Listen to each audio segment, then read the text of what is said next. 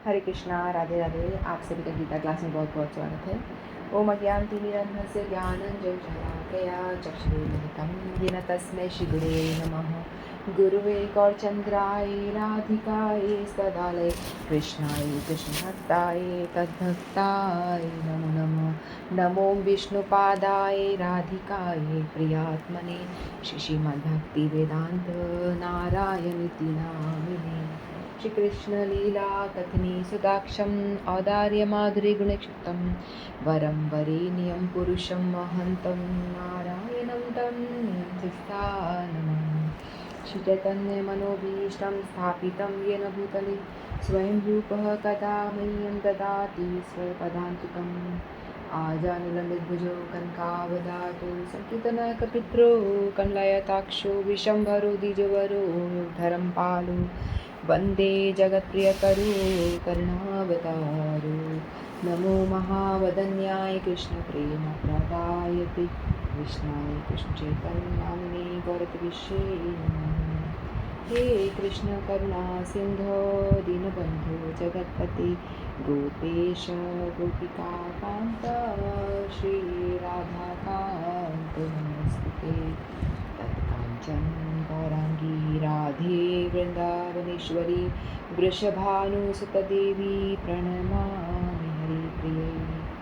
नीलाचलनिवासाय नित्याय परमात्मने बलभद्रसुभद्राभ्यां जगन्नाथाय ते नमः।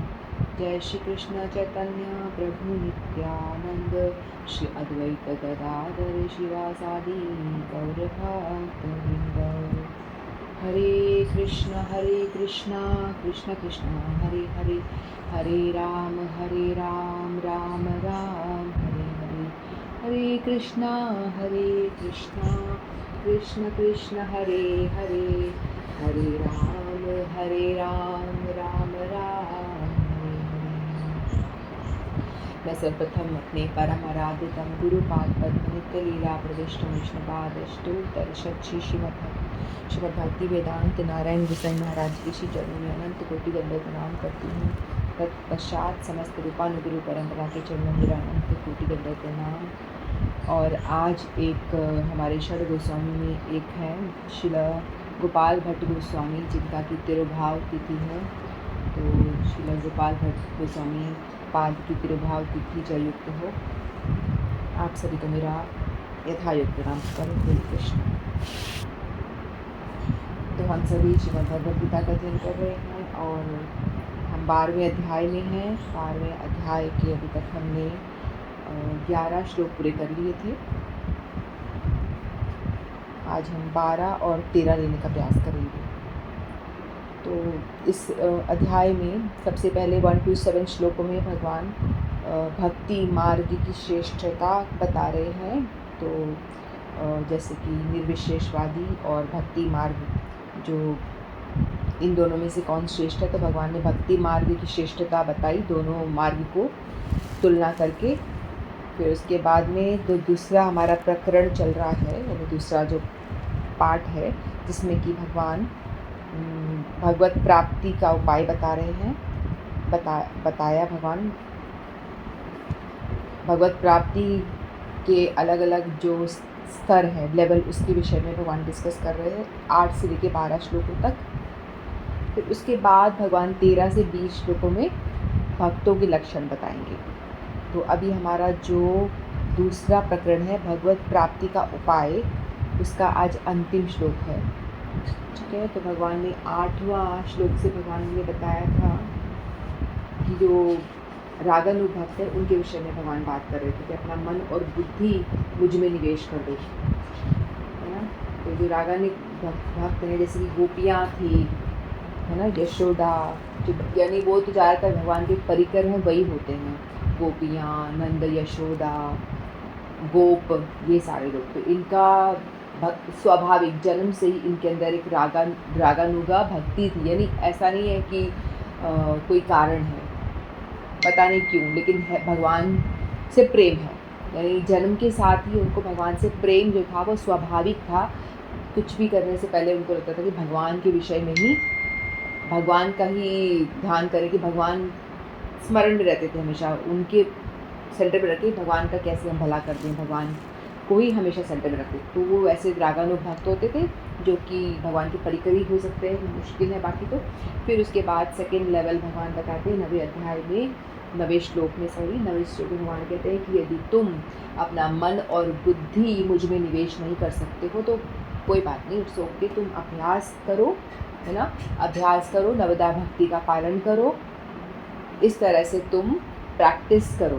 प्रैक्टिस करते करते आप एक दिन रागानुगा भक्ति तक पहुंच सकते हो। तो हम लोग अभी अभ्यास मार्ग हमारा चल रहा है लेवल कि हम भगवान की भक्ति माला कर रहे हैं, भगवद गीता नियमित तौर से पढ़ रहे हैं, तो हमारा अभ्यास चल रहा है ना। फिर कुछ भक्त ऐसे हो सकते हैं कहेंगे भाई हमसे तो ये सब नहीं होगा, हम नहीं पढ़ेंगे भगवद गीता, हम नहीं करेंगे अभ्यास माला, हमसे नहीं होगी, हम नहीं करने वाले। तो भगवान कहते ठीक है, मैं एक लेवल और नीचे आके तुझे बताता हूँ, ठीक है तू नहीं कर सकता तो कोई बात नहीं, तो तू इससे नीचे उतर जा। तो इससे नीचे क्या, यानी मत कर्म कर, यानी मेरे लिए कर्म कर। जो लोग भजन भक्ति भाव कर रहे हैं, जो रागानुगा भक्ति में लगे हुए हैं, उनको उनकी हेल्प तो कर ही सकते हो ना। तो भगवान कहते हैं कि ठीक है तू मत कर्म कर। जैसे कि एग्जाम्पल बताया कि भाई कुछ धन भगवान की सेवा में लगा दो, भगवान के लिए मंदिर क्लीनिंग में हेल्प कर दो। भजन भाव नहीं हो रहा तो कोई बात नहीं, सेवा तो कर सकते हो, मंदिर की सफाई कर दो, गार्डन बगीचा उगा लो, तुलसी उगा लो, फूल उगा लो भगवान को अर्पित करने के लिए, है ना, ऐसी सेवाएं कर दो, मंदिर तक लाके कुछ दे दो। और यानी जो भक्ति में लगा हुआ है उसकी हेल्प कर दो, जो रागानुगा भक्ति कर रहा है उसकी जिस तरह से तुम हेल्प कर सको वो सब कर दो। तो ऐसा करते हो तो कुछ लोग बोलेंगे भाई हम नहीं करेंगे ये सब भी, हमें पैसा भी नहीं लगाना मंदिर के लिए, कुछ नहीं करना। तो भगवान कहते हैं कि ठीक है वो भी नहीं कर सकता तो ठीक है। कुछ लोग होते हैं ना जिनको भगवान से कुछ मतलब ही नहीं है, यानी जो फर्स्ट 2 कैटेगरी के लोग हैं, फर्स्ट कैटेगरी के लोग हैं, तो मतलब भगवान में बहुत अटूट श्रद्धा है उनके अंदर, और जो उससे नीचे वाले हैं उनके अंदर भी भगवान में बहुत श्रद्धा है, लेकिन कर्म थोड़ा प्रधान है, ज़्यादा इतना नहीं हो पा रहा है, कर्म प्रधान है। लेकिन उससे नीचे वाले हैं वो भी श्रद्धा है, लेकिन कोमल श्रद्धा है उनकी, है ना, कोमल श्रद्धा है कि हाँ भगवान में श्रद्धा है तभी तो हम मंदिर में दान देंगे, भगवान में श्रद्धा है तभी तो हम भगवान के लिए कुछ करेंगे, या पौधा उगाएंगे, फूल उगाएंगे, तुलसी का पौधा ये सब उगाएंगे। तो कोमल श्रद्धा, यानी श्रद्धा थोड़ी थोड़ी कम होती चली जा रही है। फिर उसके बाद जो भगवान ने बताया है 11वां श्लोक में कि अथै तदपशक्तोषि कर्तुम् उद्योगमाशुक सर्वकर्म फल त्यागम ततः कुरुतात्मान। तो इसमें मतलब निष्काम कर्म करने की भगवान ने बात करी, निष्काम कर्म योग करना है, मतलब कि ऐसे भक्ति भगवान में कोई खास मतलब श्रद्धा है ही नहीं, ऑलमोस्ट नहीं है ना। ऊपर के 3 लेवल में तो भगवान में श्रद्धा है, भाव है, भक्ति है। फर्स्ट वाला तो बिल्कुल अच्छा है, मतलब बिल्कुल वैसा होना चाहिए सबको, वो नहीं होता। तो फिर भगवान हर किसी को इंक्लूड कर रहे हैं कि कोई भी छूटे ना, तुम क्या कर सकते हो, क्या करके तुम एक एक लेवल उठ करके मेरे तक पहुंच पाओगे। तो भगवान इसलिए सबके लिए कुछ ना कुछ बता रहे हैं। तो तुम जिस भी स्थिति में हो, जो भी तुम्हारा भक्ति का लेवल है, तुम वहीं से स्टार्ट करो, ऐसा। फिर जो नीचे जो 4th कैटेगरी के भगवान ने बताए हैं 11वां श्लोक में, तो भगवान कहते हैं कि तेरी श्रद्धा नहीं है, होता है ना कहीं कि मुझे क्यों देना है मंदिर में, मैं तो लोक सेवा करूँगा, मैं तो जन कल्याण करूँगा। मतलब उनको भगवान से ज़्यादा जन कल्याण में ज़्यादा इंटरेस्ट होता है, गरीबों को खाना खिला दो, कपड़े बांट दो, ये ज़्यादा उनको लगता है कि ये ज़्यादा इम्पोर्टेंट है, जिसकी हमने चर्चा पिछले क्लास में कर ली थी। तो ऐसे लोगों की श्रद्धा बड़ी मतलब है ही नहीं, भगवान में कोई श्रद्धा नहीं है। तो भगवान कहते हैं कि ठीक है तू निष्काम कर्म कर। तो भगवान नीचे भक्ति योग से भगवान नीचे कर्म योग पर आ गए, क्योंकि हम लोगों ने पहले कर्म योग के विषय में ही पढ़ा था, भगवद गीता में भी, है ना। भगवद गीता में पहले कर्म योगी तो था कि अपने कर्म करो। पहले कर्म कांड के विषय में भगवान डिस्कस करते हैं, कर्म कांडी जो लोग होते हैं वो क्या करते हैं, है ना, कर्म कांड। फिर उसके बाद ज्ञान, फिर ध्यान। जैसे भगवद गीता में भी 4 योग के बारे में बताया हुआ है ना, कर्म योग, ज्ञान योग, ध्यान योग और भक्ति योग, बाद में लास्ट में भक्ति योग है ना।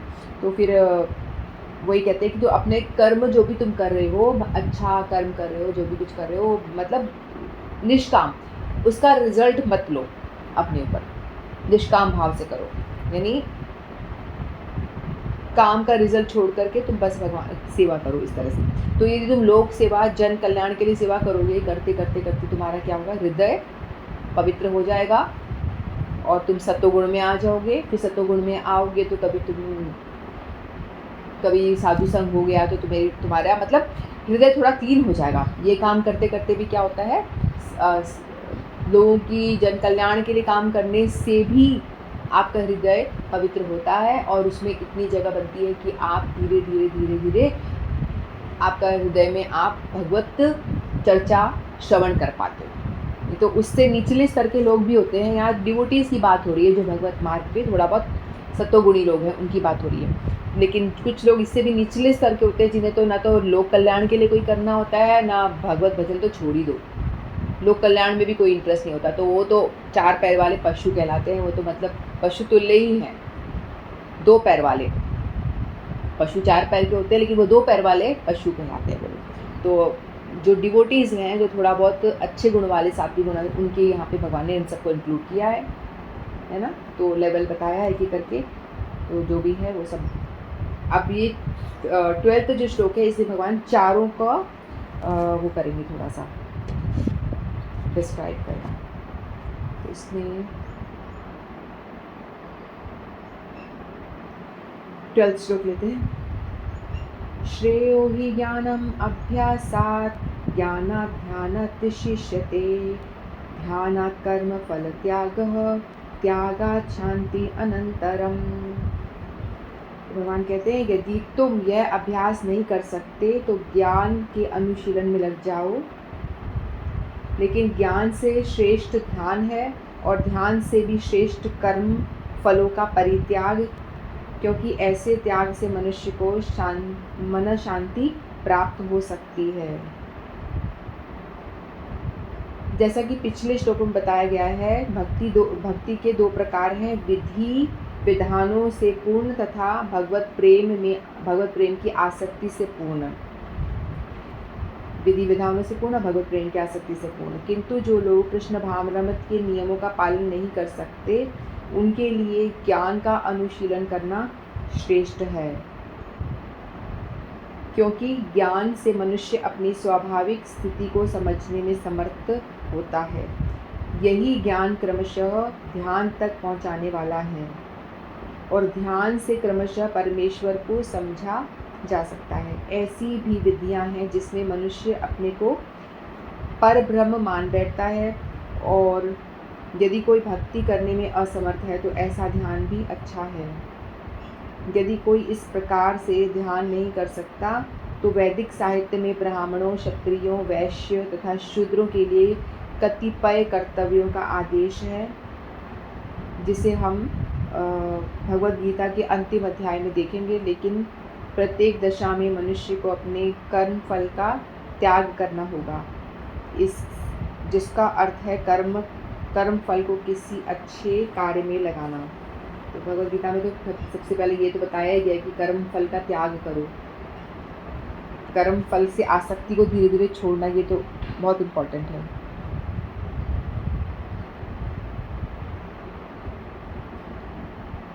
अभ्यासात् ज्ञानम ही श्रेय। तो किसी एक विषय में स्थिति प्राप्त करने के लिए बार बार प्रयत्न करने का नाम अभ्यास है। अभ्यास का मतलब क्या होता है, कोई भी एक काम को हम बार बार करते, जैसे श्लोक लर्न करना ले लो, तो उसको हम एक बार पढ़ने से याद नहीं होगा, बार बार रिपीट करते हैं, तो रिपीटेशन करने से उसको अभ्यास कहा जाता है। या तो कोई भी काम ले सकते हैं, कोई भी काम हम करना चाहते हैं, उसको बार बार प्रैक्टिस करेंगे तो हम उसमें अभ्यास कर लेते हैं। तो अभ्यासात् ज्ञानम ही श्रेष्ठ बताया कि अभ्यास से ज्ञान श्रेष्ठ है। यहाँ बता रखा है अभ्यास से ज्ञान श्रेष्ठ है। तो ज्ञान क्यों श्रेष्ठ है? आध्यात्मिक ज्ञान से रहित अभ्यास भगवत प्राप्ति में उतना सहायक नहीं होता जितना अभ्यास से रहित ज्ञान सहायक होता है, कारण कि ज्ञान में भगवत प्राप्ति की अभिलाषा जागृत हो सकती है, जिससे संसार में उठना जितना सुगम हो जाता है उतना अभ्यास से नहीं। देखो, अभ्यास से ज्ञान श्रेष्ठ बताया है इस श्लोक में। अभ्यास करते हैं ना हम लोग, किसी भी चीज़ का आप अभ्यास करें उससे पहले हमें वो ज्ञान होना चाहिए कि हमें क्या करना है। ज्ञान हो, जैसे भगवान की के विषय में तत्व ज्ञान जब भी हमें हो गया कि भगवान परमात्मा है, हम आत्मा है, और हम लोग मतलब आत्मा जो है भगवान का जीवेर स्वरूप कृष्ण नित्य दास, यानी आत्मा का धर्म है कि वो भगवान की सेवा करे, वो दास है हमेशा से, तो ये तत्व ज्ञान हो गया, है ना। जब तक ज्ञान नहीं होगा तो हमें भगवान के विषय में कुछ पता ही नहीं होगा, ज्ञान ही नहीं होगा तो हम क्यों करें।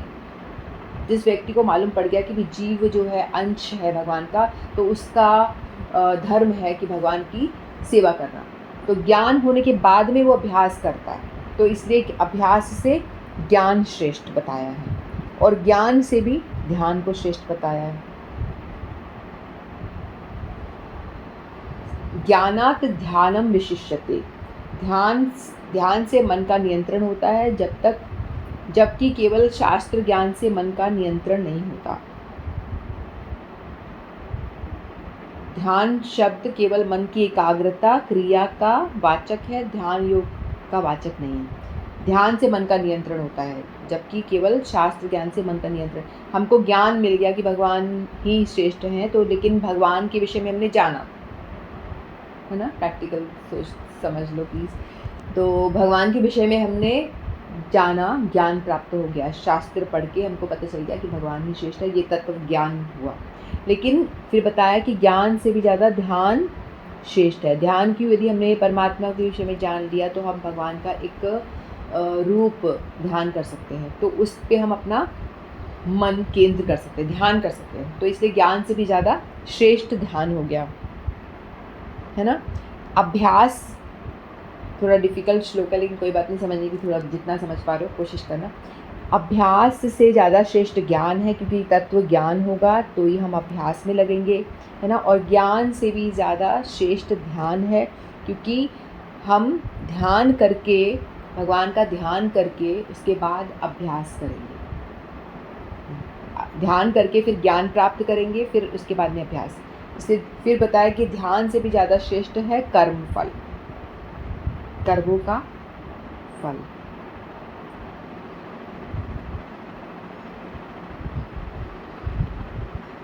यहाँ कर्म फल त्याग का अर्थ कर्मों तथा कर्म फलों का स्वरूप से त्याग नहीं, प्रयुक्त कर्मों और उसके फलों में ममता, आसक्ति और कर्म कामना का त्याग है। कर्मों में आसक्ति और फलिच्छा ही संसार का बंधन का कारण है। हम सब लोग संसार में क्यों बंधे हैं कि हम कुछ कर्म करते हैं तो उसका हम रिज़ल्ट पहले सोच लेते हैं कि मैं पढ़ाई कर रही हूँ, पढ़ाई करने के बाद में क्यों मुझे जॉब करना है, मुझे नौकरी मिलेगी, है ना, नौकरी मिलेगी, पैसा मिलेगा, ये है। तो कर्म फल, कुछ भी हम काम एक्टिविटी कर रहे हैं तो एक हमें फल चाहिए होता है, फल इच्छा होती है, वही फल इच्छा जो संसार का बंधन का कारण। आसक्ति और फल इच्छा न रहने से कर्म फल त्यागी पुरुष सुगमता से संसार बंधन से मुक्त हो जाता है। तो इसका मतलब ये नहीं है कि हम लोग काम ही ना करें, ना करेंगे काम, ना मिलेगा हमें फल, तो हम आसक्त नहीं होंगे उससे। तो ये मत, ऐसा नहीं काम मत करो, काम तो तुम्हें करना पड़ेगा, क्योंकि संसार में रह रहे हैं तो काम तो करना ही पड़ेगा, है ना। त्यागात अनंतरम शांति, त्यागात अनंतरम शांति, यानी किसी भी क्रिया को अपने लिए कुछ भी चाह न रखना ही त्याग है। यानी हम कर्म करें, संसार में रहे, संसार के लिए काम करें, अपने परिवारजन के लिए काम करें, मतलब वही है कि उसका फल जो है पूरा उससे आसक्त ना हो, वो हम भगवान को समर्पित कर दें। कुछ भी करें उसमें अपने आप को अभिमान ना लाएं कि भोक्ता, कि मैं करने वाला हूँ, मैं भोग करने वाला हूँ, अहंकार ना हो कि मैं करता हूँ और भोगता, करता और भोगता, करने का अभिमान कि मैं कर रहा हूँ और मैं भोगने वाला हूँ, ये अभिमान ना हो। तो त्याग्यात अनंतरम शांति, यदि जो त्याग कर लेता है, यानी रिजल्ट से त्याग, जो काम कर रहे हैं उसका जो निष्काम कर्म जो बताया, निष्काम कर्म मतलब उस कर्म फल से त्याग, है ना। जो कर्म का अपना काम कर रहा है एज अ ड्यूटी समझ के काम कर रहा है, लेकिन उसके रिजल्ट से आसक्त ना होना कि जो भी रिजल्ट आएगा। पहले 5.12 में भी भगवान ने बताया था कि आपका काम पे कोई अधिकार नहीं है, कर्म फल पे अधिकार नहीं है, लेकिन कर्म पे अधिकार है। तुम्हें, हम कुछ कर रहे हैं, हम तो अगर ऐसा ना होता तो बताओ हर कोई व्यक्ति जो है सक्सेस ही प्राप्त करता, है ना। यदि कर्म फल पे अधिकार होता तो आपका सिर्फ अधिकार कर्म करने पर है। कर्म का जो फल आ रहा है उस पर कोई अधिकार वैसे भी हमारा नहीं है, नहीं तो कोई फेल होता ही नहीं। सभी लोग कर्म करते, उनको सबका था कि मुझे अच्छा मार्क्स आए या वह अच्छी जॉब मिले, जो भी कुछ हमारा रिजल्ट है वो सबको वो मिल जाता, लेकिन वो सबको मिलता नहीं है क्योंकि हमारा रिजल्ट पे अधिकार ही नहीं है ना, हमारा सिर्फ कर्म पे अधिकार है। तो इसीलिए उसको तुम छोड़ ही दो, अपना कर्म करो 100% लगा के, जितना हमारा सामर्थ्य है उतना लगा के कर्म तो आप करो, क्योंकि हमारा अधिकार कर्म करने पे ही है। उसका रिजल्ट क्या है, बिज़नेस मैंने सेटअप किया, मेरा अधिकार है कि मैं अच्छे से अपना 100% लगा के बिज़नेस सेटअप करूँ, ये मेरा अधिकार है। लेकिन वो चलेगा या नहीं चलेगा, मुझे प्रॉफिट मिलेगा या नहीं मिलेगा, इस पे मेरा अधिकार नहीं है, फल पे मेरा अधिकार नहीं है, वो भगवान पे है। तो भगवान पे वो छोड़ दो, भगवान मैंने मेरा कर्म कर दिया, तुझे जो देना दे, और भगवान देंगे हमारे कर्मों के अकॉर्डिंगली। हमारे कर्म में वो लाभ लिखा होगा तो वो लाभ मिलेगा, वो लाभ नहीं लिखा होगा तो कितने ही हाथ पैर मार लो वो नहीं मिलेगा। इसीलिए ये बात है। तो कर्म फल को त्याग दो, अपने आप से ही त्याग दो, ठीक है। तो जो लोग ये त्याग करते हैं वो लोग अनंत शांति को प्राप्त करते हैं। यही भगवान बता रहे, त्यागात अनंतरम शांति, उनको शांति की प्राप्ति होती है, क्योंकि वो अटैच्ड ही नहीं है, फल से अटैच्ड हो ही नहीं रहे, उनको अपना कर्म से मतलब है और रिजल्ट पे वो आसक्त है ही नहीं, अपना कर्म कर रहे हैं और भगवान को जो देना है वो दे दो, तो वो अनंत शांति को प्राप्त करते हैं, है ना। तो इस पर भगवान ने कई सारे श्लोक पहले 5.12 में बताया, युक्त कर्म फलम त्यक्त्वा शान्तिमाप्नोति नैष्ठिकीम् अयुक्तः कामकारेण फले सक्तो निबध्यते। जो कर्म फल से नहीं मिलता उनको अनंत शांति की प्राप्ति होती है। ऐसे ही 3rd अध्याय में भी था, तस्मात् सततं कार्य कर्म समाचर असक्तो हि आचरन् कर्म परमाप्नोति पुरुषः। तो भगवान ने ऐसे श्लोक कई बताए हैं। संन्यास कर्म योगश्च निश्चय सकराभुवो तयोस्तु कर्म संन्यासात् कर्म योगो विशिष्यते। तो कर्म को त्याग करके कर्म करना, यही भगवान ने बताया है यहाँ पे, ठीक है। तो इस श्लोक में ये बताया, भक्ति में अभ्यास से ज़्यादा श्रेष्ठ ज्ञान है और ज्ञान से श्रेष्ठ ध्यान है और ध्यान से भी श्रेष्ठ कर्म फल है। तो कर्म फल का मतलब ये यहाँ पे योग की बात नहीं हो रही, ज्ञान योग भक्ति योग जो गीता में बताया वो वाली बात नहीं हो रही है। यहाँ पे ज्ञान का मतलब है, ज्ञान योग का मतलब नहीं है, ज्ञान योग तो श्रेष्ठ है। यहाँ पे जो बता रहे हैं ज्ञान का मतलब है सामान्य ज्ञान। सामान्य ज्ञान जो हमें किसी भी चीज़ के विषय में होता है, हम किसी का भी अभ्यास कर रहे हैं उससे पहले हम थोड़ा सा ज्ञान ले लें कि हम किसके प्रैक्टिस करने चाह रहे हैं, तो सामान्य ज्ञान की बात हो रही है। तो पहले ज्ञान होगा, उसके बाद आप अभ्यास करोगे, है ना। तो ज्ञान से भी श्रेष्ठ ध्यान है, मतलब ध्यान पहले ध्यान करोगे उसके बाद में ज्ञान प्राप्त करोगे। तो ज्ञान से भी ज़्यादा श्रेष्ठ ध्यान है, ज्ञान लेके फिर उसका ध्यान करो, ठीक है। फिर ध्यान से भी श्रेष्ठ बताया कर्मफल, यानी कर्मफल यानी आसक्ति को त्याग करने के बाद में हमें कर्म करना। कर्म करो लेकिन उससे अनासक्त होगे, ठीक है। ये इस श्लोक का अर्थ हुआ। नेक्स्ट श्लोक, नेक्स्ट 13 और 14 ये साथ में। अद्वेष्टा सर्वभूतानां नेत्र करुण एव च निर्ममो निरअहंकार समदुःखसुखशमी संतुष्ट सततं योगी यतात्मा दृढनिश्चयः मयर्पितमनोर्बुद्धिर्यो मद्भक्ता समे प्रियः। जो किसी से द्वेष नहीं करता लेकिन सभी जीवों का दयालु मित्र है, जो अपने को स्वामी नहीं मानता और मिथ्या अहंकार से मुक्त है, और जो सुख दुख में समभाव रहता है, सहिष्णु है, सदैव आत्मतुष्ट रहता है, आत्म संयमी है, तथा जो निश्चय के साथ मुझ में मन तथा बुद्धि को स्थिर करके भक्ति में लगा रहता है, ऐसा भक्त मुझे अत्यंत प्रिय है। शुद्ध भक्ति पर पुनः आकर भगवान ने इन दोनों श्लोकों में शुद्ध भक्त के दिव्य गुणों का वर्णन कर रहे हैं। शुद्ध भक्त किसी भी परिस्थिति में विचलित नहीं होता, न ही वह किसी के प्रति ईर्ष्यालु होता है, न वह अपने शत्रु को शत्रु मानता है, और न वह सोचता है कि वह व्यक्ति मेरे विगत दुष्कर्मों के कारण मेरा शत्रु बना है, अतएव विरोध करने की अपेक्षा कष्ट सहना अच्छा है। तो यहाँ पे इस श्लोक, इन दो श्लोक 13 और 14 दो श्लोक इकट्ठे गीता जी में भी दे रखे हैं, तो मैं इकट्ठे ही ले लूँ। तो यहाँ पे इन दोनों श्लोकों में भगवान को जो प्रिय है उन भक्त के 7 गुण के विषय में बता रहे हैं। 7 गुणों की चर्चा करी है भगवान ने। तो यहाँ पे वो चौथे नंबर वाला नहीं है जो भक्त भगवान में श्रद्धा नहीं करता, उसकी बात नहीं हो रही। जो स्टार्टिंग वाला 8वां जो श्लोक है, शुद्ध भक्त है, उनके बारे में बात करें। तो वैसे भक्त भगवान को जो प्रिय है, उनके अंदर, जो भक्तों के अंदर क्या होता है, स्वाभाविक गुण भी आ जाते हैं। जो भगवान का भक्त होता है उनके अंदर स्वाभाविक ये गुण अपने आप आ जाते हैं। तो उनके बारे में भगवान बता रहे हैं कि वो जो भगवान कह रहे जो वो भक्त मेरा बहुत प्रिय है, उनके अंदर क्या गुण है। सबसे पहला बताया अद्वेष्टा सर्वभूतानाम। अद्वेष्टा सर्वभूतानाम, अद्वेष्टा सर्वभूतानाम का मतलब है ईर्ष्या रहित, यानी वो किसी से भी ईर्ष्या नहीं करता। कोई आपसे आगे बढ़ रहा है तो उससे ईर्ष्या नहीं करना, है ना, इस तरह से। फिर मैत्र, द्वेष नहीं करना, किसी से भी द्वेष नहीं करना। कोई आपका दुश्मन भी है तो उसको भी माफ़ कर देना, क्योंकि उसको लगेगा मेरा काम नहीं है भाई ये सब, अच्छा किया मेरे साथ, बुरा किया मेरे साथ, इसने ये करा वो करा, ये सब मेरा काम नहीं। मेरा कर्म जो है मैं करूं, और किसी से राग द्वेष नहीं करना। क्योंकि देखो किसी से हम दुश्मनी भी करते हैं ना, तो क्या होता है, हम लोग क्या, मान लो हमारा कोई बहुत बड़ा दुश्मन है, द्वेष कर रहे हैं हम किसी से, तो हम क्या करते हैं, हम जो साधारण लोग क्या करेंगे, वो ये करेंगे कि इसने मेरे साथ इतना बुरा किया, मैं इसका बदला लूँगा, मैं इसको छोड़ने वाली नहीं, मैं इसको छोड़ूंगा नहीं, ये होता है ना।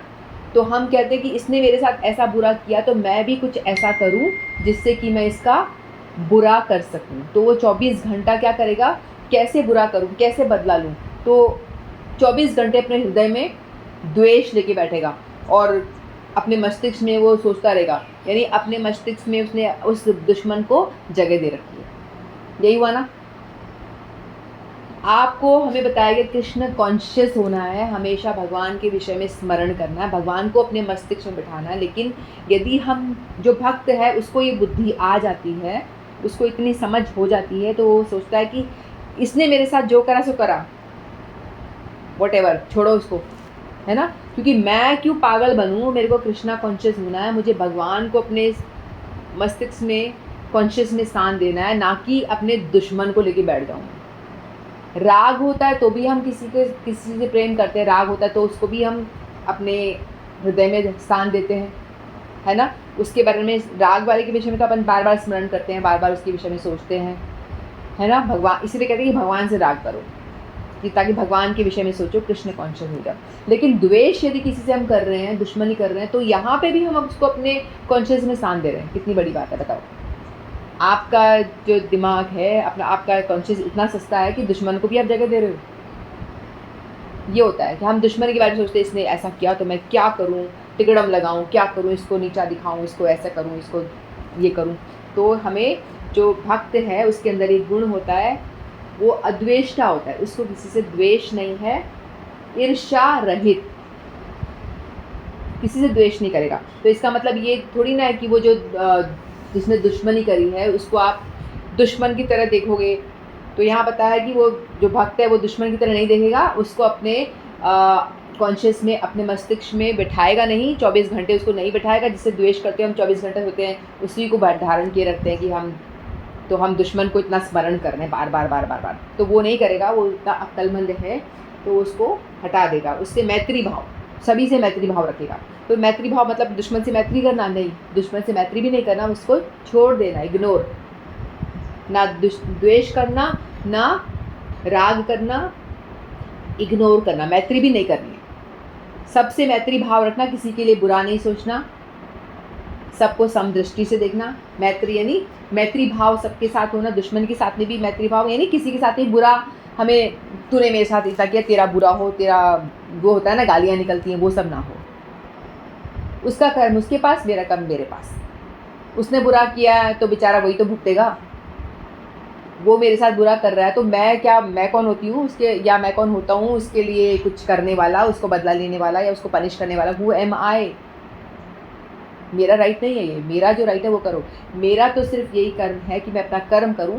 वो गलत कर रहा है तो बेचारा वो खुद भुगतेगा ना, मुझे क्या करना है। तो ऐसा उसका भाव होता है शुद्ध भक्त का, हर किसी के प्रति मैत्र भाव, किसी के लिए कोई द्वेष नहीं, कोई राग नहीं। फिर करुण, वो दयालु होता है, सबके प्रति करुण भाव रहता है उसका। निर्मम, निर्मम का अर्थ है स्वामित्व की भावना नहीं, कुछ मेरा नहीं है, सब सब भगवान का है। निर्मम, सब एक समान है ना। निरअहंकार, मिथ्या अहंकार से रहित। मिथ्या अहंकार, हमारे अंदर मिथ्या अहंकार होता है ना, मैं ये हूँ, मैं लड़की हूँ, मैं स्त्री हूँ, मैं पुरुष हूँ, मैं टीचर हूँ, या जो भी कुछ है, ये मिथ्या अहंकार सब इससे पर है, सब जड़ है, सब खत्म हो जाएगा। तो इस नॉलेज में रहता है वो हमेशा, तो व्यर्थ का अहंकार नहीं करता कि आज है कल नहीं होगा। तो इससे सम। फिर सम रहता है स्वभाव, समभाव, किसी के प्रति ऊंच नीच का भाव नहीं, कुछ नहीं। दुख सुख में भी सम, शमी, सम दुख सुख, यानी दुख आए या सुख आए उसमें एक जैसा रहना।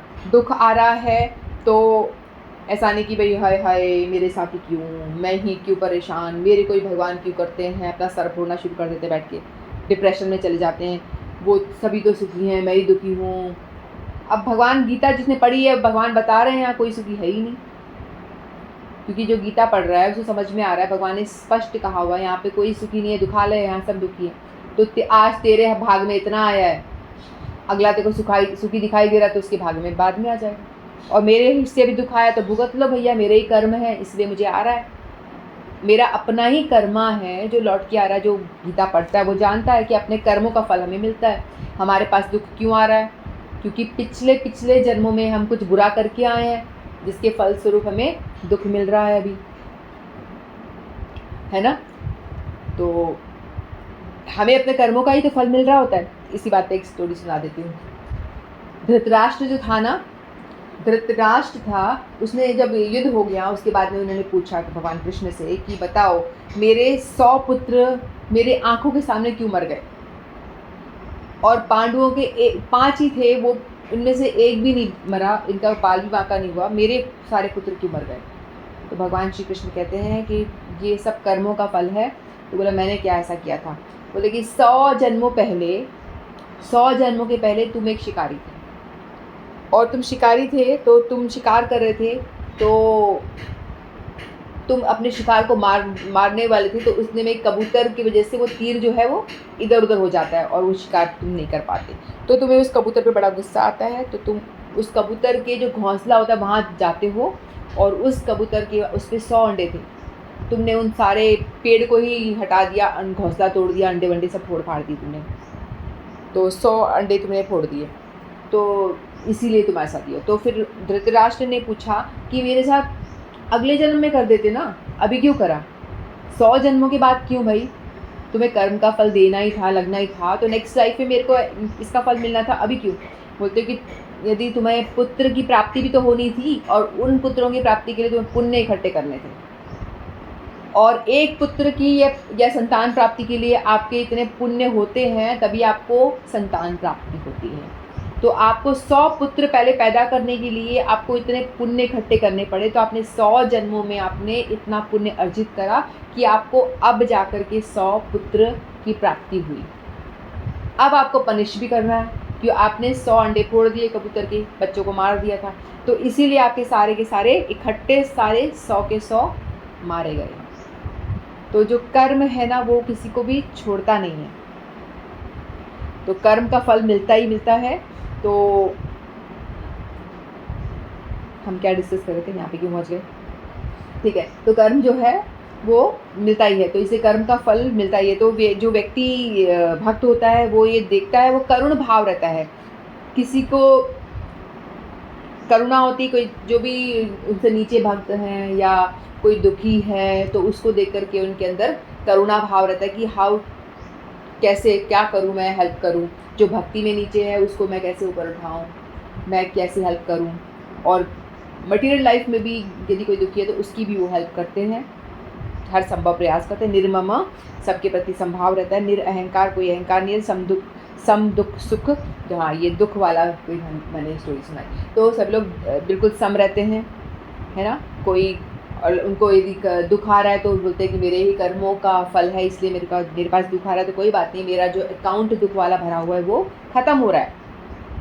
हमारे पास, सबके पास में दुख एंड सुख का अकाउंट भरा हुआ है, ठीक है, जिसको भोगने के लिए हमें शरीर मिला हुआ है। तो जो दुख भोग रहा है वो भक्त है, वो समझेगा ठीक है मेरा दुख खत्म हो रहा है, मेरा जो अकाउंट है दुख वाला वो कम हो रहा है। और सुख भोग रहा है तो उसको ये ऐसा नहीं कि सुख में बड़ा फूल जाएगा, सुख आ गया तो ये पार्टी करो, ऐसा नहीं। तो उसको ये लग रहा है कि सुख में अभी मैं हूँ तो मेरा सुख वाला अकाउंट कम हो रहा है ना, तो मेरे पुण्य कम होते चले जा रहे हैं। तो दोनों स्थिति में वो सम रहता है, उसको कोई प्रॉब्लम नहीं होती। दुख आ रहा है तो इसको कि मेरे कर्म खत्म हो रहे हैं, बुरे कर्म जा रहे हैं, और सुख आ रहा है तो मेरा आज सुख है कल दुख भी आ जाएगा, तो इसलिए वो किसी स्थिति में फूलता नहीं, हर तरह सम रहता है।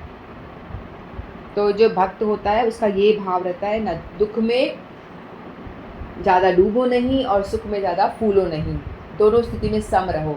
सुख आ गया तो ये भगवान तेरी बड़ी कृपा, तूने मुझ पे इतनी दया करके इतना दिया, मैं तो इस लायक हुई नहीं, तुमने इतना दिया। और दुख आ रहा है तो भगवान तुमने मुझे दुख भी बड़ा ही कम दिया, मैं तो बहुत पापी हूँ, मैं तो घोर पापी हूँ, मैंने तो पता नहीं कितना पाप किया होगा करोड़ों जन्म से, लेकिन आपने मुझे बड़ा ही कम कष्ट दिया है। पता नहीं इससे ज़्यादा मेरे साथ क्या बुरा हो जाता, लेकिन आपने तो मुझे बड़ा कम में टाल दिया। मेरे सर पे पहाड़ गिरना था, आपने कंकर डाल के मेरे सर पे उसको टाल दिया, तो इसमें भी उसको प्रॉब्लम नहीं होगी। तो सम दुख सुख हर चीज़ में सम रहेगा। फिर शमी, शमी यानी वो क्षमावान होगा, हर किसी को क्षमा कर देगा वो, ठीक है। तो इस तरह का जो भक्त होता है क्षमावान, वो ऐसे भक्त की भगवान ने यहाँ पे व्याख्या करी है। तो तात्पर्य थोड़ा पढ़ लें क्या। तो यह सोचता है कि भगवान की जैसे मेरे ऊपर कृपा की है, मैंने अपने विगत दुष्कर्मों के अनुसार उसमें कहीं अधिक कष्ट भोगना चाहिए था। यह तो भगवत कृपा है कि मुझे इतने वाला पूरा दंड नहीं मिल रहा है, भगवत कृपा से थोड़ा ही दंड मिल रहा है। अतएव अपने कष्टपूर्ण परिस्थितियों में भी वह सदैव शांत तथा धीर बना रहता है। भक्त सदैव प्रत्येक वाणी पर, प्राणी पर, यहाँ तक कि अपने शत्रु पर भी दयालु होता है। निर्मम का अर्थ यह है कि भक्त शारीरिक कष्टों को प्रधानता नहीं प्रदान करता, क्योंकि वह अच्छी तरह जानता है कि भौतिक शरीर नहीं है, क्योंकि अपने शरीर का कष्ट उतना ज़्यादा नहीं, क्योंकि उसको पता है शरीर तो वैसे ही चला जाएगा। वह अपने को शरीर नहीं मानता, अतएव मिथ्या अहंकार के बोध से मुक्त रहता है और सुख दुख में संभाव रहता है। वह सहिष्णु होता है और भगवत कृपा से जो कुछ प्राप्त होता है उसी में संतुष्ट रहता है हमेशा, कि जो भी कुछ मिल गया, डिज़ायर हमेशा रहती है ना कि मेरे को ज़्यादा मिले, उसे क्यों ज़्यादा मिल गया, मुझे भी तो मिलना चाहिए था, मुझे क्यों नहीं मिला। हमेशा लोगों का ये रहता है। 4 फ्रेंड्स हैं एक स्कूल में, और चारों फ्रेंड, एक को तो हम देख रहे हैं कुछ बहुत बड़ा जॉब मिल गया और एक को जॉब मिला ही नहीं, और एक जो है, या 4 बच्चे देख लो, एक परिवार के 4 बच्चे हैं, तो 4 बच्चों में हमारे परिवार में देख लो, हमारे कई 2 भाई बहन हैं जो हवा में उड़ रहे हैं, पायलट हैं, है ना, और कुछ टीचर हैं। तो ऐसा क्यों नहीं हुआ कि सबको एक जैसी शिक्षा मिली, एक जैसे सब कुछ मिला, तो सभी लोगों को एक जैसा होना चाहिए था? नहीं, लेकिन सबको अपने अपने कर्मों के हिसाब से मिलता है, भगवान देते हैं। जिसके कर्म था कि उसको हाई जॉब मिले, है ना, तो उसको ज़्यादा मिल रहा है। और पेरेंट्स ने तो बराबर पढ़ाया लिखाया है, एक जैसी शिक्षा प्रदान करी, एक जैसा खान पान, सब कुछ एक जैसा मिला, लेकिन कुछ बड़े बन गए और कुछ नहीं बने, कुछ थोड़े कम लेवल पे हैं, टीचर हैं, कुछ इस तरह से। तो वो ऐसा क्यों? क्योंकि अपना कर्म वो लेकर आया है। हम कहते हैं ना, व्यक्ति खाली हाथ आता है खाली हाथ जाता है, ये बिल्कुल बात गलत है। कोई व्यक्ति खाली हाथ नहीं आता और खाली हाथ जाता भी नहीं है। सब अपने अपने कर्मों की, पाप और कर्मों की गठड़ी बांध के लाते हैं और वही इस जन्म में भोगते हैं। और जब जाते हैं तो इस पूरे लाइफ में हमने कितना पाप कर्म और पुण्य कर्म या भक्ति तो बहुत रेयर करते हैं, और कितनी भजन किया है वो लेकर के जाते हैं। तो कोई खाली हाथ नहीं आता, कोई खाली हाथ नहीं जाता, और उसके अकॉर्डिंगली वो भोगते हैं।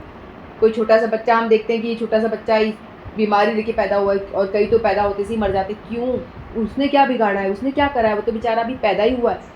लेकिन हमें तो वो लग रहा है अभी तो संसार में आया ही, उसने क्या करा है, लेकिन हमें उसका पास्ट, उसका जो जन्म इतना हो चुका है, इतने सारे बर्थ वो ले चुका है, वो क्या क्या कांड करके आया है वो हमें नहीं पता। उसका भोग वो पैदा होते से ही हार्ट में होल, पीलिया हो गया, कितना सारा हम सुनते हैं, 2 घंटे बाद मर गया। तो इस तरह से कोई भी व्यक्ति जो है अपने कर्म फल के को भोगने से नहीं बचता है, सबको भोगना ही पड़ता है, चाहे वो बच्चा हो, बूढ़ा हो, कुछ भी हो। इसीलिए जो भक्त है वो इस ज्ञान में रहता है, उसको पता है कि जो मुझे मिला वो मेरे कर्म के हिसाब से परफेक्ट है, एकदम परफेक्ट है। यदि मैं काम भी नहीं कर रहा या नहीं कर रही तो परफेक्ट है, ये भी मेरे लिए परफेक्ट है, क्योंकि भगवान आपको वही चीज़ दे रहा है जो आपके लिए परफेक्ट है। आपके कर्मों के हिसाब से जो आपको बेस्ट दिया जा सकता था वो आपको मिल रहा है। यदि आपकी जॉब भी मिली है तो आपके कर्मों के हिसाब से आपको बेस्ट पॉसिबल चीज़ मिली है। तो इसीलिए हमें हमेशा संतुष्ट होना चाहिए। तो भक्त जो है वो हमेशा संतुष्ट रहता है कि जो भगवान मुझे दे रहा है वो मेरे लिए फेवरेबल है और सही एकदम है। तो इस तरह से उसको कोई ज़्यादा की आसक्ति नहीं होती, ज़्यादा मिले ऐसा नहीं होता। वह हमेशा हर स्थिति में संतुष्ट रहता है। वह ऐसी वस्तु को प्राप्त करने का प्रयास नहीं करता जो कठिनाई से मिले, अतएव वह सदैव प्रसन्नचित्त रहता है। वह पूर्ण योगी होता है क्योंकि वह अपने गुरु के आदेशों पर अटल रहता है। गुरु धारण किया है जो फर्स्ट लेवल का भक्त 8वें श्लोक वाला जो बताया उसको फॉलो करता है ठीक से। और चूंकि उनकी इंद्रियां वश में रहती है अतः वह दृढ़ निश्चय रहता है, अपने जो पालन करना है, अपना जो दैनिक दिनचर्या है उसको दृढ़ निश्चय के साथ पालन करता है। हमारा क्या होता है, हम लोग क्या करते हैं कि हम लोगों ने चलो मान लो 16 माला करने का नियम लिया है, हम लोग कर रहे हैं अभ्यास, योगी जो अभ्यास कर रहे हैं। तो हमारा कोई बेस्ट फ्रेंड घर में आ गया या कोई रिलेटिव घर में आ गया तो हम क्या करेंगे, काम को प्रधानता देंगे। आज तो हमारे घर में गेस्ट आ गए, चलो हम माला को छोड़ देते हैं, आज कल कर लेंगे। तो हम उसको सबसे पहला जो हम त्याग करेंगे अपना खाना त्याग तो नहीं करेंगे, सोना खाना तो कभी नहीं करेंगे, लेकिन माला जो है उसको लास्ट प्रायोरिटी पे रखेंगे, चलो इसको छोड़ देते हैं, आज इसको नहीं करेंगे। लेकिन जो रागानुगा भक्त होता है वो इसके लिए बताया है, जो रियल भक्त है वो दृढ़ निश्चय होगा, वो बोलेगा बाकी चाहे सब छूट जाए कोई बात नहीं, लेकिन मेरा माला फर्स्ट प्रायोरिटी, इसको नहीं छोड़ना। और भगवान की सेवा फर्स्ट प्रायोरिटी, क्योंकि उनके लिए वही इम्पोर्टेंट लगता है उनको, बाकी सब काम उनको सेकेंडरी लगते हैं। भगवान की सेवा, भगवान के लिए जो कुछ करना है वो उनको बड़ा इंटरेस्ट आता है करने में, बहुत उत्सुकता से वो करते हैं और उसको फर्स्ट प्रायोरिटी देते हैं उसको। और बाकी हम जैसे लोग भगवान का आज नहीं तो कल कर लेंगे, कल नहीं तो परसों कर लेंगे, फिर पता नहीं करते हैं या नहीं करते वो भी नहीं पता, ऐसा हो जाता है। तो वो हमें अपने जो नियम कानून जो भी अपना उसका है उसमें दृढ़ निश्चय रहता है और झूठे तर्कों से विचलित नहीं होता, क्योंकि कोई उसे भक्ति के दृढ़ संकल्प में हटा नहीं सकता।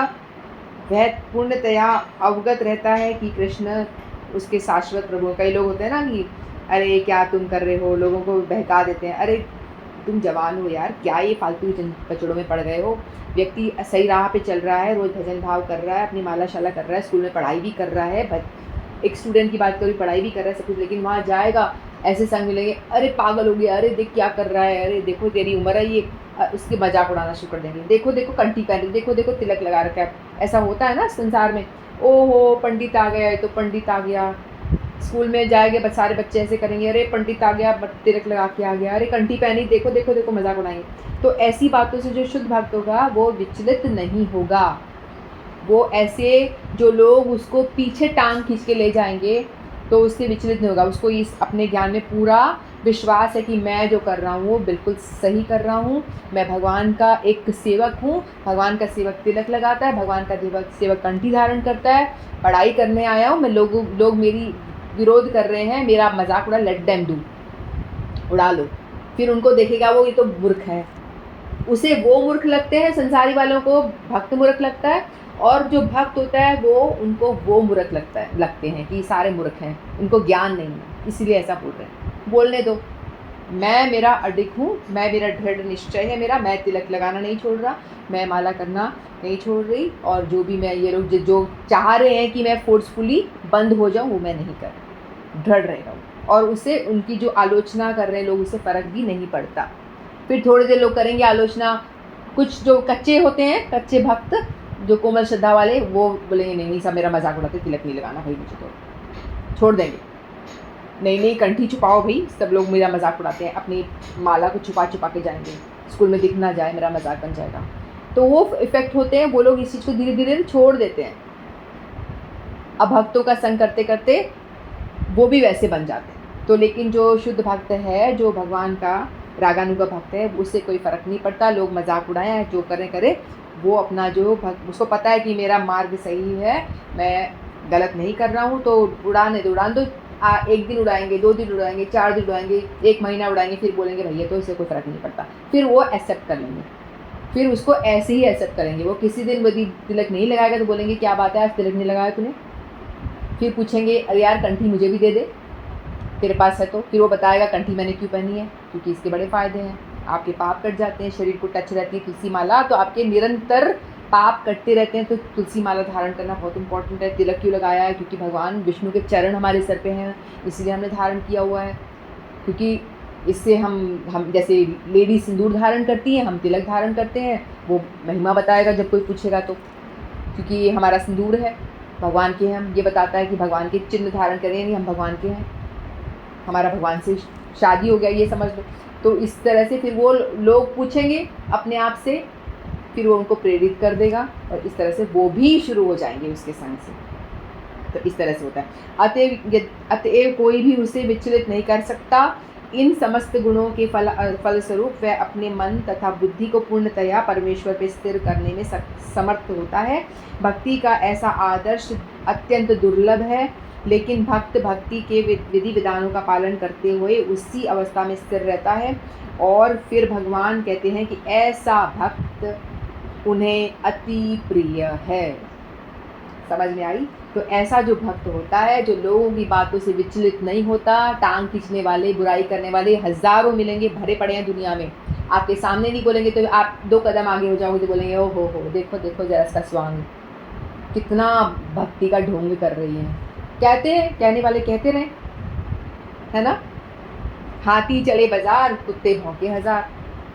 हाथी चल रहा है, कुत्ते भौंक रहे, लेकिन हाथी जरा पलटेगा तो सारे कुत्ते इधर-उधर हो जाएंगे। तो इसीलिए भक्त विचलित नहीं होता, उसको पता है कि मैं सत्य के मार्ग पे चल रहा हूँ, और जो अच्छा काम, कितनी बड़ी बात है, जो अच्छा काम कर रहा है, जो भजन कर रहा है, स्कूल में स्टूडेंट के लिए बहुत मुश्किल है, बाहर जॉब पे जाओ बड़ा मुश्किल होता है, तो वहाँ पे उसके लिए तो लोग बड़ा इतना, इवन घर के पेरेंट्स ही बुराई शुरू कर देते हैं, अरे तेरी उम्र नहीं है, क्या कर रहा है, कर रहा है, वो जानती तो कुछ है नहीं।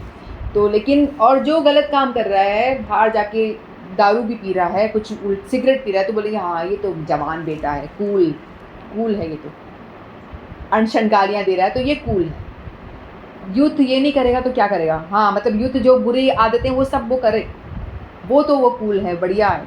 लेकिन यदि कोई भजन कर ले, माला कर ले, तो ये बुरी बात हो जाती है। तो भक्त को ये ज्ञान हो जाता है, गीता पढ़ता है, सब कुछ करता है, तो उसको समझ में आएगी, बोलता है कि मैं मेरे जो अच्छे मेरे विधि विधान है उसका मैं पालन करूँगा, दुनिया जाए भाड़ में, जो बोलना है बोले, तो उसको फ़र्क नहीं पड़ता। भगवान कहते हैं कोई दुनिया चाहे जो बोले, लेकिन भगवान यहाँ गीता में कह रहे हैं कि ऐसा भक्त मुझे अति प्रिय है, जो एकदम दृढ़ निश्चय रहता है, क्योंकि भगवान उसकी कृष्ण भावनामत में युक्त कार्यकलापों में सदैव प्रसन्न रहते हैं। तो हम लोगों को भी ऐसे भक्त की जो गुण बताए गए हैं उसको अपनाने का प्रयास करना चाहिए, अपने आप को जज करना चाहिए, जितना हो सके उतना प्रयास करना चाहिए। बोलो श्रीमद् भगवद गीता की जय। वांछाकल्पतरुभ्यश्च से कृपा सिंधुभ्येव च पतितानां पावनेभ्यो वैष्णवेभ्यो नमः। श्रीमद् भगवद गीता। हरे कृष्ण।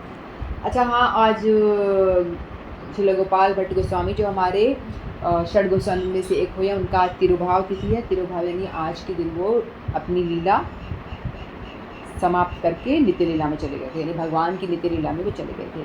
तो कोई बोलना चाहेगा इनके विषय में? रीना या नंदिनी, किसको बोलने का मन है तो बोलो। ठीक है, मैं ही बोल देती हूँ थोड़ा सा। तो ये गोपाल भट्ट गोस्वामी जी हैं, इनका तिरुभाव तिथि आज है। तो इन्होंने जो राधा रमन लाल है ना, इनको प्रकट किया था वृंदावन में। राधा रमन लाल जी है ना, तो राधा रमन लाल जी को कहते हैं कि भगवान के चरण जो हैं वो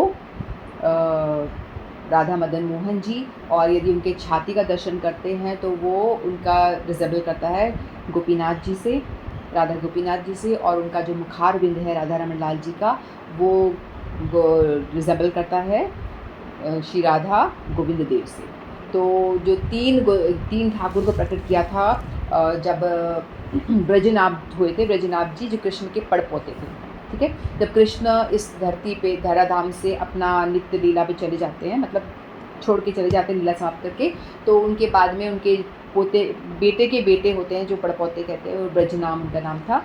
तो उन्होंने कृष्ण के विषय में काफ़ी कुछ सुना था, तो उन्होंने जानना चाह रहे थे कि कृष्ण की बड़ी महिमा है, बहुत कुछ। तो अपनी उनकी दादी उत्तरा थी, उस टाइम पे जीवित थी, हैं। तो उनसे पूछते हैं कि आप बताओ मुझे कृष्ण के विषय में कैसे थे वो, क्योंकि आपने तो साक्षात देखा है उनको।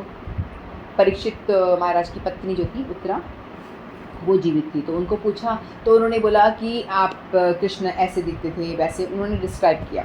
तो उनके अकॉर्डिंगली उन्होंने क्या करा, मूर्ति बनवाई कि भगवान कृष्ण कैसे दिखते थे। तो उन्होंने एक विग्रह बनाया जब उत्तरा जी को दिखाया गया, तो उत्तरा जी ने बोला कि इनके जो चरण हैं वो एकदम कृष्ण जैसे हैं, लेकिन ऊपर बाकी जो धड़ है वो वैसा नहीं लग रहा। तो उन्होंने कहा एक और विग्रह बनाया, तो वो जो चरण वाले विग्रह थे वो थे श्री राधा मदन मोहन जी, ठीक है। फिर दूसरा विग्रह बनवाया, तो उन्होंने कहा कि नहीं, ये भी जो इनके छाती वाला पार्ट है वो तो कृष्ण से मिलता है, लेकिन वो पूरे वैसे नहीं मिलते। तो ब्रजनाभ जी ने एक और विग्रह बनवाया, तो एक और विग्रह बनवाया, वो था श्री राधा गोविंद देव जी जो हमारे जयपुर में है। तो फिर वो जैसे ही उन्होंने देखा तो उत्तरा जी ने फट से घूंघट कर लिया, बोले कि ये तो साक्षात कृष्ण ही लग रहे हैं बिल्कुल, तो बिल्कुल ओरिजिनल बन गया वो। तो बोला कि ये तो साक्षात ठाकुर जी हैं, तो उन्होंने घूंघट कर लिया, क्योंकि उनके ससुर हुए ना, कौन से ससुर, दादा जो भी। तो इस तरह से 3 विग्रह बनवाए, तो तीनों ही हमारे गौड़ी संप्रदाय में तीनों को एक संबंध स्थापित करने वाले राधा मदन मोहन जी, फिर है राधा गोविंद देव जी, प्रयोजन यानी आपको क्या संबंध, प्रयोजन और अभ्यास करना है। किसने खोला? अभिदय, हाँ, अभिदय यानी प्रोसेस। तो संबंध अभिदय, गोविंद देव जी अभिदय हैं, अभिदय के ठाकुर प्रोसेस के, और प्रयोजन यानी अल्टीमेट रिजल्ट हमें जो प्राप्त करना है वो राधा गोपीनाथ जी हैं। तो ये 3 विग्रह ब्रजनाथ जी ने प्रकट करे। तो हम कहते हैं कि यदि हम राधा रमन लाल जी के दर्शन करते हैं तो हमें तीनों विग्रहों का दर्शन करने का फल प्राप्त होता है, ठीक है। तो वृंदावन यदि हम कभी जाएं तो हमें तीनों ठाकुर के अलग अलग दर्शन करने का समय ना हो, तो हम लोग डायरेक्ट जा कर के श्री राधा रमन लाल जी के दर्शन करें। तो यदि इनके चरण दर्शन करते हैं तो राधा मदन मोहन जी के दर्शन का फल मिलता है, उनकी छाती का दर्शन करते वक्षस्थल का तो श्री राधा गोपीनाथ जी का दर्शन का फल मिलता है, और मुखार बिंद का यदि हम दर्शन करते हैं तो साक्षात श्री राधा गोविंद देव जी के दर्शन का फल मिलता है। तो ये जो राधा रमन लाल जी हैं, इनको प्रकट करने वाले हैं श्री गोपाल भट्ट गोस्वामी। तो ये गोपाल भट्ट गोस्वामी जी हैं जिनकी विरह वेदना से प्रकट हुए राधा रमन लाल जी, ठीक है। तो एक बार क्या होता है, तो जो गोपाल भट्ट गोस्वामी हैं साउथ में रहते थे, दक्षिण भारत में इनका रहते थे, तो हम शॉर्ट में जो मुझे याद आ रहा है बता देती हूँ। तो एक दफ़ा वो गंडी की हरे कृष्णा, बोलो रेखा जी। मैं ना एक आपको जो हमारे यहाँ पे कथा हुई थी ना, उन्होंने जो गुरु जी आए थे उन्होंने गुरु महिमा पे एक कथा सुनाई थी। हाँ। मैं कोशिश करती हूँ सुनाने की, जितनी मुझे याद रही। सुनाइए। उन्होंने उन पे सुनाई थी जो रामानुज आचार्य जी है।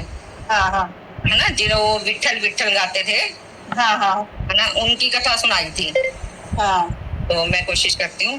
तो जो रामानुजाचार्य थे उनको वैसे अपने मंदिर में मतलब भगवान के रोज दर्शन होते थे, मतलब पर होते उनको मंदिर में ही थे कि जो उन्होंने मंदिर बना रखा था ना, वहीं पे उनको अपने मतलब रोज होते थे, वो विठल विठल बुलाते थे सुबह और भगवान आ जाते थे और उनको रोज दर्शन होते थे भगवान के, पर होते सिर्फ मंदिर में ही थे और कहीं नहीं होते थे।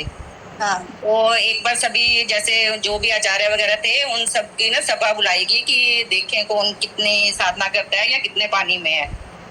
तो वहां पे उनको भी बुलाया गया, रामानुजाचार्य जी को भी बुलाया गया, और जो वहां पे वो देखने वाले थे, मैं उनका नाम भूल गई, वो सावित्री बाई कुछ नाम था या कुछ ऐसे उनका नाम था, जो उनको देखने वाले थे, मतलब जो उनके इंचार्ज थे।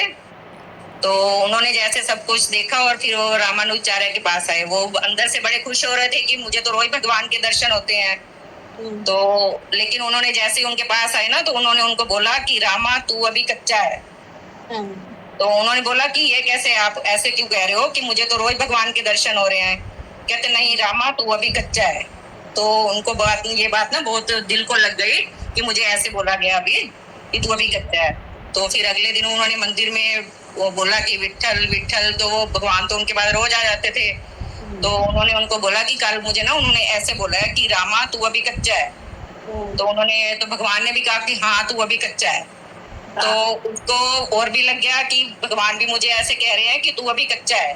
वो कहते आप भी ऐसे कह रहे हो कि तू अभी कच्चा है, पर मुझे तो आप रोज मिलने आते हो मुझसे, मेरे को तो रोज दर्शन होते हैं। कहते नहीं पर तू अभी कच्चा है। वो कहते अगर मैं तुझे कहीं किसी और रूप में मिल जाऊं ना, तो तू मुझे नहीं पहचान पाएगा, तो इसलिए तू अभी कच्चा है। तो उन्होंने कहा नहीं, मैं आप ऐसे नहीं हो सकता, आप मुझे एक चांस दो, मैं आप परीक्षा दूंगा। उन्होंने तो कहा ठीक है, मैं तुम्हारी परीक्षा दूंगा, देखता हूँ मैं। तो कुछ दिन के बाद वो भगवान जी एक वो भिखारी का रूप लेके आ गए उसके पास। फटे हुए मैले कपड़े और उनके शरीर से जैसे बदबू आ रही थी, तो उस रूप में आए और उनके मंदिर के बाहर आके बैठ गए। तो वो उनको बोलने लग गए कि ये क्या, कि तुम यहाँ क्यों आके बैठ गए, इतनी बदबू आ रही है तुम्हारे शरीर से। तो उन्होंने कहा कि मुझे भूख लगी है, मुझे खाने को कुछ दो। उन्होंने कहा पहले दूर जाकर बैठो, फिर मैं वहां तुम्हें खाने को दे दूंगा। पहले भोग लगाऊंगा फिर आपको बाद में दूंगा। हाँ, तो फिर उन्होंने उसको खाने को तो दे दिया, पर मतलब अपने मंदिर में नहीं बैठने दिया, उसको वहां से भगा दिया। तो ऐसे हुआ। फिर अगले दिन जैसे फिर सुबह हुई दूसरे दिन, फिर उन्होंने जैसे बुलाया भगवान को। तो भगवान ने कहा कि मैं देखो, मैं तो कल आया था पर तूने मुझे नहीं पहचाना, तो इसलिए अभी तू कच्चा है। तो उन्होंने कहा नहीं, मैं ऐसा नहीं हो सकता, मुझे एक चांस और दो। उन्होंने कहा चलो ठीक है, मुझे एक चांस और दिया। फिर कुछ दिन के बाद फिर भगवान, वो जैसे दूसरी जाति वाले लोग नहीं होते जो वो मुर्गे वगैरह काट के खाते हैं या कुछ इस टाइप के होते हैं, तो उस रूप में वो बैलगाड़ी पे बैठ के आए, कुछ वैसे बन के। साथ में उस दिन वो रुक्मणी को भी साथ में लेके आए, मतलब दोनों वेश बदल के आए और साथ में बैलगाड़ी में बैठ के वहां पे आए और उसके मंदिर के बाहर आके बैठे। और उन्हें वहां मतलब जैसे वहां के रुके, वो कहने लगे कि जैसे वो बैलगाड़ी वाला था कि मुझे तो बहुत भूख लगी है, कुछ खाने को चाहिए। तो जो उनके साथ लेडी थी उन्होंने कहा कि और कुछ तो मेरे पास है नहीं, यही मुर्गा है, यही हम काट के यही पका के खाएंगे यहाँ पे। तो उन्होंने वही वहां पे वो किया। और उसको देख के वो रामानुजाचार्य के मंदिर के बाहर ही जैसे रुके थे, तो उन्होंने उनको देख के मुंह बनाया, बोला कुछ और उनको वहां से भगा दिया। फिर तो फिर अगले दिन फिर जैसे सुबह हुई, फिर भगवान फिर प्रकट हुए। उन्होंने कहा कि देखो, मैं तो फिर आया था, दोबारा भी आया था, कल मैं रुक्मणी के साथ में आया था, पर फिर भी तूने मुझे नहीं पहचाना, इसलिए मैं कहता हूँ कि तू अभी कच्चा है, अभी तेरे को पूरा ज्ञान नहीं है।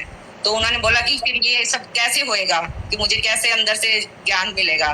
तो उन्होंने फिर उसको बताया कि इस गांव में ये व्यक्ति है, तो उसको जाके अपना गुरु बना, उनसे दीक्षा ले, उनके पास बैठ के अपना भजन कीर्तन कर, तभी तुझे ज्ञान मिलेगा। फिर मतलब उन्होंने अपना गुरु बनाया, जहाँ उन्होंने बताया था वहां गए, उन्होंने अपना गुरु बनाया, वहां पे रहे, उनसे ज्ञान लिया, वहां पे बैठ के साधना करी। फिर उनको इतना ज्ञान हो गया कि उन्होंने वो कुत्ते में भी भगवान के दर्शन किए। और जब वो कुत्ता रोटी लेके जा रहा था, तो उन्होंने बोला कि भगवान खाली रोटी क्यों लेके जा रहे हो, मैं इस पे मक्खन लगा के देता हूँ आपको। मतलब गुरु के बिना कुछ भी नहीं हो सकता, गुरु जरूरी है जीवन में करना। और ये उन्होंने महिमा बताई थी। सही है, हम भी अभी ऐसे ही कच्चे हैं। हाँ जी। कि चाहे रोज भगवान के दर्शन हो जिसको, पर फिर भी वो कच्चा है। मतलब भगवान आपको हर रूप में दिखने चाहिए, जहाँ भी आप देखो हर जगह आपको भगवान दिखने चाहिए। बिल्कुल, बताया कि हम फूल में भी मैं हूँ, चीटी में भी मैं हूँ, भगवान ने बोला। हाँ, उन्होंने ये भी बताया कि जैसे बाहर फूल लगे होते हैं या कुछ होता है, हम लोग दौड़ के मंदिर में चढ़ा के आ जाते हैं और खुश हो जाते हैं कि हमने तो भगवान को फूल चढ़ा दिए। कहते पर ऐसे नहीं होना चाहिए, आपको ये लगना चाहिए सुबह सुबह उठ के फूलों को देखते हो तो इन फूलों के रूप में मेरे भगवान मुस्कुरा रहे हैं। हाँ, ऐसा हो जाना चाहिए आपको अंदर से, तभी आपकी साधना सफल है। और वो तभी होएगा जब आप गुरु धारण करोगे।